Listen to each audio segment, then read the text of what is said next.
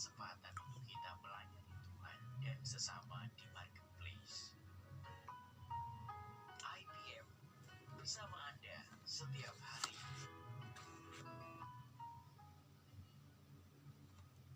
Salam jumpa pendengar MM yang diberkati Tuhan. Apa kabar saudara pagi ini? Kembali kita berjumpa dalam kasih karunia Tuhan bersama saya Pendeta Jundri Alos secara live. Kita menikmati satu hari lagi yang Tuhan anugerahkan dan berikan kepada kita pada hari ini. Dan kita bersyukur oleh karena Tuhan memberikan kesempatan untuk kita mengisi menjalani hidup ini bersama dengan Tuhan. Bapak Ibu Saudara sekalian pendengar FM yang diberkati Tuhan. Kemarin kita menyaksikan di TV, ada sebuah peristiwa yang sangat mengerikan terjadi. Bom bunuh diri terjadi di depan gereja di Makassar.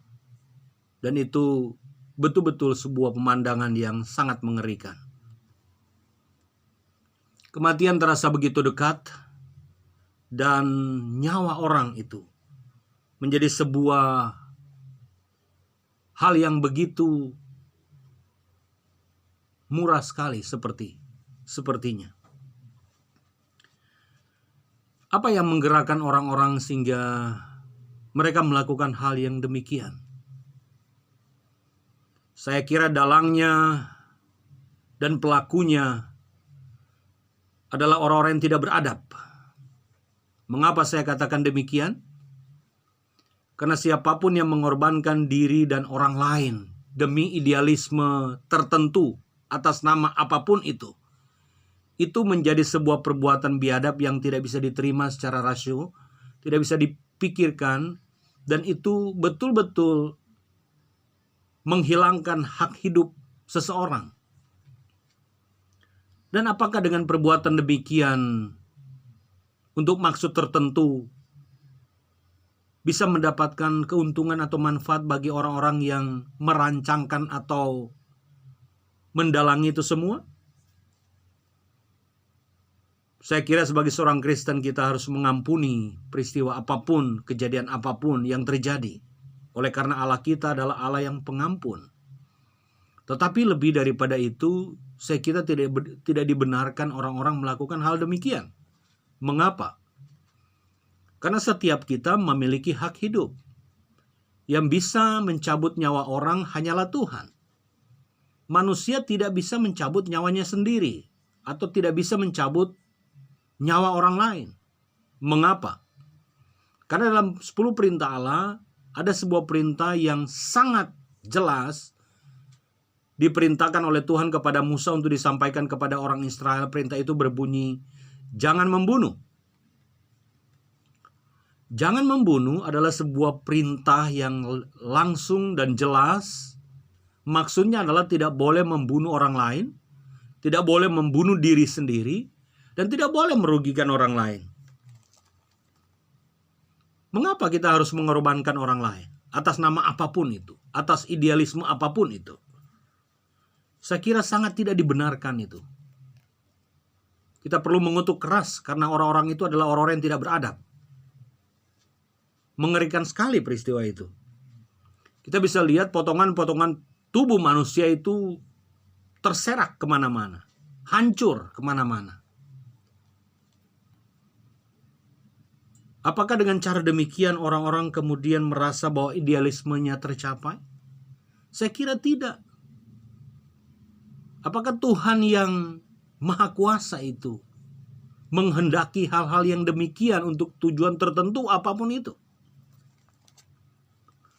Yang jelas Paulus berkata dalam Filipi pasal pertama ayat 21 dan 22. Perhatikan, dengarkan, simak baik-baik prinsip firman Tuhan ini. Firman Tuhan ini jelas berkata, karena bagiku hidup adalah Kristus dan mati adalah keuntungan. Tetapi ayat 22. Jika aku harus hidup di dunia ini, itu berarti bagiku bekerja memberi buah. Jadi mana yang harus kupilih? Aku tidak tahu. Aku didesak dari dua pihak. Aku ingin pergi dan diam bersama-sama dengan Kristus. Itu memang jauh lebih baik. Tetapi lebih perlu untuk tinggal di dunia ini karena kamu. Beberapa ayat ini sangat jelas berkata kepada kita, jika Rasul Paulus disuruh memilih antara hidup dan mati, bagi Paulus, dua-duanya adalah sebuah pilihan yang baik. Kalau Paulus diberi hidup, maka itu artinya dia masih diberi keberuntungan. Karena bagiku hidup adalah Kristus dan mati adalah keuntungan.